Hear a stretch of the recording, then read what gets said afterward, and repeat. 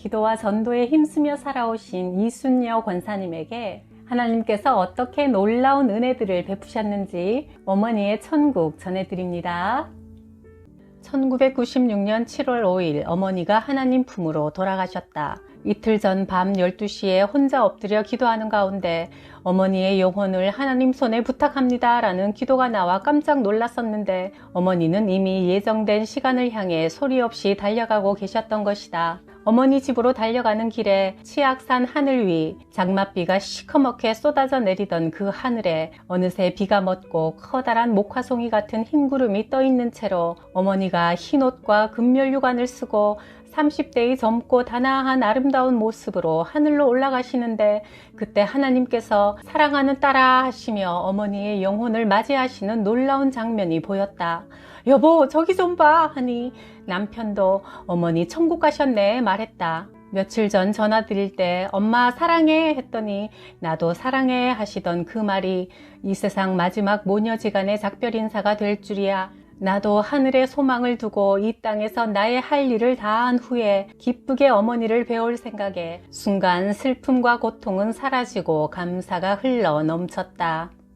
시아버지가 연탄가스 중독으로 갑자기 돌아가셨다. 밤 12시가 되고 영안실이 조용해지자 나는 기도했다. 하나님, 아버님이 천국 가셨습니까? 지옥으로 가셨습니까? 그때 눈앞에 안개 낀 요단강이 보이고 아버님이 급히 건너가시는데 벌거벗은 구원이다 라는 성령의 소리가 들렸다. 왜 벌거벗은 구원입니까? 물으니 나를 위해 한 일이 하나도 없다 하셨다. 시아버지는 황해도에서 교회를 개척하신 신앙의 가정에서 자라 교회를 다녀도 사업하느라 늘 바쁘셨고 불쌍한 이웃이나 친구들을 돌봐주고 나누는 삶을 사셨으나 교회를 통해서 하신 건 아니었다. 하나님은 예수의 피로 사신 교회를 통해서 선한 일 하기를 원하시는 것 같았다. 개인이 자기 이름으로 하는 것은 이미 세상에서 받을 상을 다 받았으니 하나님과는 관계없는 일이 되어버리는 게 아닐까 하는 생각이 들었다. 나는 아버님이 천국 가셨다는 것만으로 만족했다. 하나님의 성전 문지기인들 어떠랴. 지옥의 상석보다 낫지 않겠나.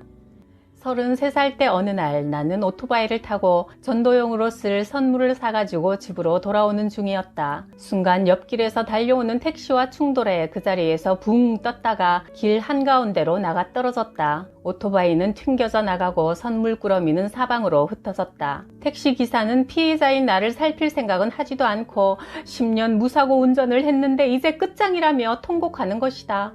나는 택시기사부터 달랬다. 아저씨 걱정 마세요. 아저씨한테 절대 해가 되지 않도록 하겠습니다. 대신 예수 믿고 교회 나가겠다고 약속하세요. 나는 크리스찬입니다. 그날 밤 나는 다리가 터져 나갈 듯이 아파 병원에 가니 뼈에 금이 갔다며 깁스를 하고 1년간 병원에 누워 있어야 한다고 했다. 나는 기도해서 해결받아야겠다고 생각했다. 야곱이 천사와 씨름해서 환도뼈가 부러지기까지 문제 해결을 받기 위해 사생결단으로 기도했던 것처럼 나도 하나님께 때를 쓸 참으로 목발을 짚고 교회에 갔다. 1년 동안 병원 침대에 누워있고 싶지 않았다. 강대상 앞에 다친 오른발을 쭉 펼쳐놓고 나는 기도했다. 하나님, 매일 다니며 전도도 해야 하고 구역장이 구역 식구들 신방도 해야 하는데 1년씩이나 병원에 눕혀놓으실 겁니까? 이러면 하나님 손해입니다. 기도하니 자꾸만 웃음이 나왔다. 그 순간 성령께서 내가 너의 마음 중심을 보았노라 다 나았다 하시는데 아픈 다리에 뜨거운 무엇이 확 지나가며 다 나았다는 확신이 들었다. 나는 뛸 듯이 감격하여 목발은 교회에 그대로 버려둔 채 하늘을 향해 하나님 보세요 고쳐주신 두 다리로 뛰어서 집에 갑니다 하며 뛰기 시작했다. 단숨에 아파트 5층인 우리 집까지 달려가니 남편은 퉁퉁 붓고 시퍼렇게 멍들었던 내 다리가 말짱한 것을 보고는 그 자리에 무릎을 꿇고 감사 기도를 드렸다. 어느 날 항공 장교인 남편이 고도의 비행 교육을 받기 위해 미국으로 떠나 나는 두 아이를 데리고 친정으로 갔다. 나는 남편을 위해 최소한 100일간은 기도해야겠다는 일념으로 매일 새벽 기도를 다녔다. 그러던 어느 날 올케 언니가 새벽기도 같이 가게 깨워달라고 해서 언니의 방문을 두드리는 순간 분명히 문이 닫혀 있는데 방 안 풍경이 훤히 다 보이는 것이다.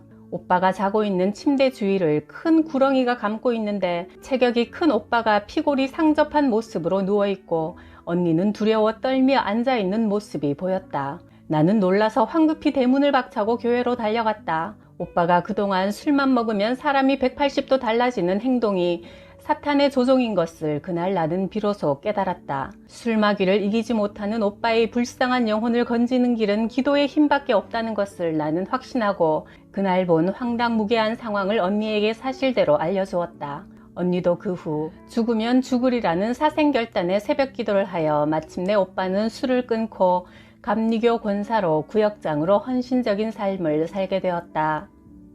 남편이 전방에서 근무하는 동안 나는 아이들과 서울에서 살 집을 구하러 다니는데 성령께서 오늘 꼭 집을 사라는 강한 감동을 주셔서 기도하기를 하나님 무슨 집인지는 모르겠지만 집을 주시려면 교회하고 붙은 집을 주세요. 새벽기도 열심히 다닐 수 있게요 했다. 복덕방을 찾아 두리번거리는데 마침 길에서 아저씨 한 분을 만났다. 좋은 집이 싼 값에 나왔으니 가보자 하여 쫓아가니 3층짜리 병원 건물이었다. 이렇게 큰 집을 내가 어떻게 사겠는가 싶어 나오려고 하니 성령께서 네가 교회하고 붙은 집을 달라고 기도하지 않았느냐 하시기에 놀라서 밖으로 나가 살펴보니 교회 벽과 이 건물의 담이 딱 붙어 있었다. 게다가 아저씨 말이 지금 주인이 곧바로 내놓아서 확인하고 내려가는 길에 나를 처음 만난 것이라며 인연이니 기회를 놓치지 말라고 자꾸 권했다. 계약금을 치르고 중도금 날짜가 다가와서 그 다음은 어떻게 해야 하느냐고 기도하니 다세대로 고쳐라 하시기에 7세대가 입주할 수 있는 다세대 주택으로 공사했다. 근처 상가에서 장사하는 분들이 전세로 들어오겠다고 여러 명 계약을 하러 왔는데 마침 88 올림픽 때라 집값이 상승하고 전세값도 폭등했다.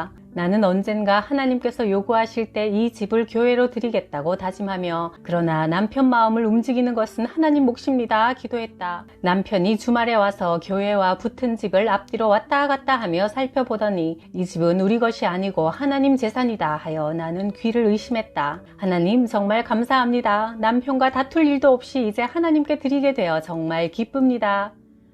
낮에 비행기 장난감을 가지고 놀던 아들 녀석이 갑자기 벽에다 장난감을 쾅쾅 부딪히면서 아빠 비행기가 떨어졌다 소리를 3번이나 하는데 내가 불안한 마음이 들어 엎드려 기도하니 눈물이 쏟아지며 답답한 것이 목까지 치밀어 올랐다. 하나님의 도우심을 구하며 간절히 한참 기도하니 불안과 두려움이 떠나가고 마음의 평안함이 회복되어 감사로 마무리 기도를 했다. 그날따라 늦게 퇴근한 남편은 몹시 피곤해 보였다. 내가 석인 녀석이 낮에 놀던 얘기를 하니 몇 시쯤이냐고 하여 오후 3시라고 하니까 남편이 그날 오후 3시에 비행하던 중 사고를 만나 이제 죽었구나 하며 마지막으로 할 수 있는 조치를 다 하고도 하는 수 없이 하나님께 다 맡기고 기도하는 중 놀랍게도 기계가 정상을 되찾아 죽을 고비를 넘겼노라고 했다. 나는 날마다 매 순간마다 생활 속에서 하나님의 살아계심과 도우심을 체험하며 살아갔다. 남편이 1년간의 교육기간이 끝나고 새로운 임지를 놓고 기도하던 중 나는 용문산으로 갈 것이라는 응답을 받았다. 그런데 남편이 강원도 사단으로 명령이 났다 하기에 나는 용문산 쪽으로 기도 응답을 받았다고 하니 남편은 기도가 잘못될 수도 있지 않느냐며 무심코 말했다. 며칠 후 남편이 강원도 사단은 취소되고 용문산으로 명령이 났다면서 하나님이 당신 기도를 더 잘 들어주시나 보다며 웃었다. 짐을 관사에 옮기면서 보니 언덕 위에 창고 같은 군인교회가 보였다. 교회로 가보니 문은 굳게 잠겨있고 안은 어두컴컴했으며 깨어진 유리창이 바람에 덜컹댔다. 나는 내 짐을 풀기도 전에 빗자루와 걸레를 들고 강대상의 먼지를 털어내고 구석구석 곰팡이를 닦으며 기도했다. 이곳에 성령의 새바람이 불어오게 해주세요. 춥고 얼어붙은 교회에 기도의 불부터 붙여야 할 것 같아 혼자서 낮기도 새벽기도를 시작했다. 그러자 군인 가족들이 하나둘 모여들어 1년 뒤 크리스마스 때는 107명의 성도가 꽉 차서 앉을 곳이 없게 되었다. 꿈에 남편이 대통령과 악수하는 모습이 보이더니 남편은 국방부로 다시 명령을 받고 서울로 떠나게 되었다. 구역 식구의 아들이 온몸에 징그러운 왕사마귀가 가득 덮여 병원에서도 손을 못 대고 고민한다며 기도 부탁을 해왔다. 너 예수님 믿지? 우리가 함께 기도할 때 예수님께서 네 병을 고쳐주실 줄 믿으면 아멘 해봐 했더니 아이가 씩씩하게 아멘 하기에 간절히 손을 얹고 기도했다. 그 뒤 아이 어머니가 이렇게 간증했다. 기도받고 나서 아들은 공차기 하러 나갔다가 저녁에 땀으로 범벅이 되어 들어왔다. 목욕을 시키는데 왕사마귀들이 후두두둑 물속으로 떨어져 내리더니 피부가 뽀얗게 깨끗해져 버렸다. 그 광경을 본 남편이 놀라서 내일부터 새벽기도 나가겠다고 약속까지 했단다. 그 일이 있고 나서 얼마 후 교회 나온 지 얼마 안 된 나씨 부인이 결혼하고 오랫동안 아이가 없어 고민하던 중 전도를 받고 교회에 나와 열심히 기도했는데도 응답이 없자 신앙생활을 그만두려 한다는 소식이 들려왔다. 내가 그를 위해 기도하니 성령께서 이런 감동을 주셨다. 21일 동안 매일 그 가정에서 함께 예배드려라. 그 여인이 결혼 전에 낙태하여 생명을 잉태하지 못하는 것이다. 나는 21일간 아침마다 시간을 정해놓고 그 가정에서 함께 예배를 드렸다. 지난날의 잘못을 회개하며 꾸준히 기도드린 후 곧바로 그녀가 임신을 하자 그 소문이 부대 안에 삽시간에 퍼져나갔다. 그러자 목사님이 나를 불러 책망했다. 왜 내가 기도했을 때는 아무 응답이 없고 집사님이 기도하니까 응답이 왔다고 떠들고 다닙니까? 교만하게 굴지 말고 앞으로는 사람들에게 기도해 주지 마시오. 목사님 오해입니다. 그동안 여러분들이 함께 기도해 주신 결과지요. 저 같은 무명의 집사를 통해 하나님이 역사하신 것은 서로를 겸손하게 하기 위함이라 생각합니다. 나는 마음이 아파 그날 밤 철야 기도를 하러 교회 갔는데 기도는 안 나오고 마음이 편안하면서 잠이 쏟아졌다. 꿈을 꾸었는데 하늘로부터 노한 음성이 들리며 내가 이 종을 사흘 안에 강대상에 서지 못하게 하리라 말씀하셨다. 깜짝 놀라서 깨니 두려운 마음이 들었다. 사흘 후 주일 저녁 예배 시간 나는 깜짝 놀라지 않을 수가 없었다. 목사님이 강대상에 서서 설교는 하지 않고 손수건으로 눈물을 자꾸 닦으며 내가 무슨 죄를 지었기에 하나님께서 나를 갑자기 이곳에서 쫓아내시는지 모르겠습니다. 오늘 낮 예배 후 2시에 상부에서 명령이 내려와 내일 당장 이사를 하라고 합니다. 일요일에 명령을 내는 법이 어디 있으며 그곳에 가면 목사님이 7분이나 계시니 부목사는 언제 강대상에 서볼지 모르는 상황입니다. 아직 임기도 멀었는데 어떻게 이런 일이 생겼는지 모르겠습니다. 하셨다. 다음날 월요일 아침 목사님은 이삿짐을 싣고 떠났다. 다른 죄는 다 용서하되 성령을 회방하고 부인하는 죄는 용서할 수 없다는 말씀이 생각났다. 어느 날 알고 지내는 윤 회장님한테서 전화가 왔다. 이준 사장이 삼풍백화점을 팔려고 내놨다는데 위치도 괜찮은 것 같으니 한번 가보지 않겠습니까? 나는 무심코 말했다. 그 사장이 지은 건물이면 분명히 부실공사일 텐데 무슨 봉변을 당하려고 그러십니까? 이준 사장이 지은 교회마다 부실공사 투성이었다. 방수가 안 되고 하수구 문제며 불편함이 많아 나는 평소에도 이런 생각을 했었다. 장로라면서 어떻게 개인 집도 아닌 하나님의 교회를 이렇게 부실하게 지을 수가 있을까? 더욱이 성도들이 안 먹고 안 입고 뼈 아프게 헌금한 것을 가지고 이런 사람의 인생이 과연 어떻게 될까 괘씸해 했었는데 어느 날 TV를 통해 땅속으로 주저앉는 삼풍 부실공사의 실체와 그가 파놓은 살인 구덩이 속에 갇혀 아비규환으로 피투성이가 되어 고통하는 사람들을 보면서 지난날 그의 삐뚤어지고 마비된 양심이 회개할 수 있도록 미처 기도하지 못한 내 죄를 뼈아프게 회개하며 눈물을 흘렸다. 주일 오후에 거실에서 기도하는데 환상처럼 누군가 웅성거리며 계단을 올라오는 소리가 들리더니 거뭇옷 입은 저승사자 둘이 앞집으로 들어가는 모습이 보였다. 앞집은 손집사님 집인데 이간질로 우리 구역의 부흥을 방해하던 고집사와 가까이 하면서 나와는 이웃에 살면서도 문을 걸어버리곤 하여 곧 마음이 돌아오도록 기도하는 중이었다. 그날 밤 9시쯤 손집사 남편이 아내가 다 죽게 되었다며 기도 좀 해달라고 나를 찾아왔다. 놀라서 쫓아가 보니 입술이 시퍼렇게 되고 눈동자는 풀어져서 곧 죽을 사람 같은데 침대 시트가 땀으로 온통 젖어 있었다. 낮부터 갑자기 하열이 심해 병원에 갔더니 지혈도 되지 않고 병명도 찾지 못해 병원에서는 더 이상 해줄 것이 없으니 집으로 데려가라 해서 왔다는데 구역장님 기도를 받으면 나을 것 같은 생각이 든다며 간곡히 부탁하여 뜨겁게 기도해주니 땀을 비오듯 쏟아내고는 시퍼렇던 얼굴이 변하여 분홍빛으로 돌아오고 잠이 자꾸 쏟아진다 하여 나는 집으로 돌아왔다. 집사님은 이튿날 오전에 걸어서 우리 집으로 찾아와 하열도 멈추고 잘 잤노라며 고맙다고 했다. 우리는 오랜만에 함께 기도하며 하나님께 영광을 돌렸다. 날마다 매 순간마다 간섭하시고 기도에 응답하시는 성령님의 역사에 나는 감탄을 금치 못했다. 내게 맡겨진 구역을 돌아보며 문패에 손을 얹고 기도하는데 나에 대해 헛소문을 퍼뜨리고 다니며 나를 억울하게 모함한 고집사님 댁 현관 앞에 이르자 자꾸 썩는 냄새가 진동하여 구역질이 났다. 여러 번 배를 눌러도 만나지 못한 채 시간만 흐르던 어느 날 철야 기도를 하러 교회 가니 그동안 통 볼 수 없었던 고집사가 이불을 둘둘 만 채 웅크리고 앉아있다가 나를 보더니 소스라쳐 놀랐다. 내게 기도를 부탁한다며 말을 건네왔다. 왜, 무슨 일 있어요? 했더니 온몸에 갑자기 심한 피부병이 생겨서 고생하는데 마산, 창원, 부산까지 다녀도 낫지를 않고 점점 심해지네요. 몸이 다 썩어 들어가고 겉으로 드러나 보이는 얼굴과 손발만 멀쩡해요. 나는 고집사가 너무 불쌍해 보여 그녀를 괴롭히는 사탄마귀를 단칼에 쳐 없애리라 작정하고 구렁이 썩는 냄새가 진동하는 그녀의 몸에 손을 얹고 기도하려다가 뒤로 나자빠질 뻔했다. 시커멓고 거대한 구렁이 대가리가 뱃속에서 불쑥 고개를 쳐들고 나를 삼킬 듯 노려보며 대드는 것이다. 이 더럽고 추악한 사탄아, 감히 사람 속에 들어가서 하나님의 자녀를 괴롭히는 너는 오늘 내게 뽑힘을 당하여 무저갱에 들어가 다시는 나오지 못하리라. 예수 그리스도의 이름의 권세로 기도하니 기세가 꺾인 채 쑥 기어 들어갔다. 나는 성령께서 역사하실 때까지 계속 뜨겁게 기도했고 그녀가 진물이 꾸덕꾸덕 말라가요 하며 놀라서 소리칠 때야 기도를 멈추었다. 불순종하여 생긴 병은 병원에 가도 낫지 않고 회개해야만 낫고 마귀가 주는 병은 금식하며 예수 이름으로 기도해야 낫고 건강관리를 잘못해서 생긴 병은 기도와 더불어 병원 약도 먹고 음식도 조절하며 적극적으로 치료해야 낫는다. 부대 내 교회 건물이 없어 강당에서 예배를 드리다가 오랜 기도의 응답으로 교회를 건축하게 되었다.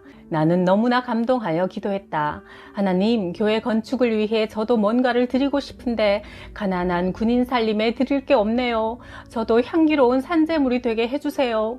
그러자 꿈에 예수님이 나타나셔서 교회 건축을 위해 네 자존심을 바쳐라 하시기에 순종하겠나이다 하고서 꿈을 깼다. 그날 웬 40대 남자가 찾아왔다. 자기는 보험회사 소장인데 매일 출근하지 않아도 되고 수입도 괜찮으니 한번 해볼 의향이 없느냐며 명함과 안내책자를 놓고 갔다. 이튿날 회사로 찾아가니 어제 들렀던 소장님이 반갑게 맞아주었다. 꿈에 예수님이 자존심을 내어놓으라 하셨는데 내 자존심을 내놓고 해야 할 일이 보험 설계사 이것밖에 더 있겠나 싶었다. 첫 달 수입이 37만 원이었다. 남편 월급이 27만 원인데 더 많이 번 것이 꿈만 같았다. 건축 헌금을 드리고 목사님 차에 기름도 넣어드리고 나는 정말 신이 났다. 자존심이 뭐 그리 대수랴. 하나님을 위해 얼마든지 내어놓겠다며 나는 정말 신바람 나게 일했다. 군인과 결혼한 내게 첫날 밤 그가 당신은 세 번째요 라고 해서 깜짝 놀랐다. 첫째, 나는 하나님과 결혼했고, 둘째, 군대와 결혼했고, 셋째, 당신과 결혼한 거요. 아유, 다행이다. 그 중에 여자는 나밖에 없네 하면서 웃었다. 나는 교회를 다니지 않았는데 용인으로 이사하여 남편이 야근하던 어느 날 이상한 꿈을 꾸었다. 나를 죽이려는 살인마가 어둠 속에서 끈질기게 쫓아오고 나는 허겁지겁 도망치고 있는데 누군가 나를 언덕 위 하얀 교회로 숨기며 이곳에 꼼짝 말고 있어라. 이곳을 결코 떠나면 안 돼. 간곡한 어조로 말했다. 그 얼굴은 예수 잘 믿다 돌아가신 나는 얼굴도 본 적 없는 사진에서만 익혀두었던 아버지 얼굴이 아닌가. 불현듯 잠에서 깨어나니 새벽이었다. 그날이 마침 주일이었다. 남편은 평소 교회 가기 싫어하는 나를 강요하지 않았다. 그러나 오늘은 꿈에 본 그 하얀 교회를 내가 먼저 찾아 나서고 싶었다. 여보, 얼른 교회 가자 하니 남편은 신이 나서 어떤 교회로 갈까? 당신이 정해 했다.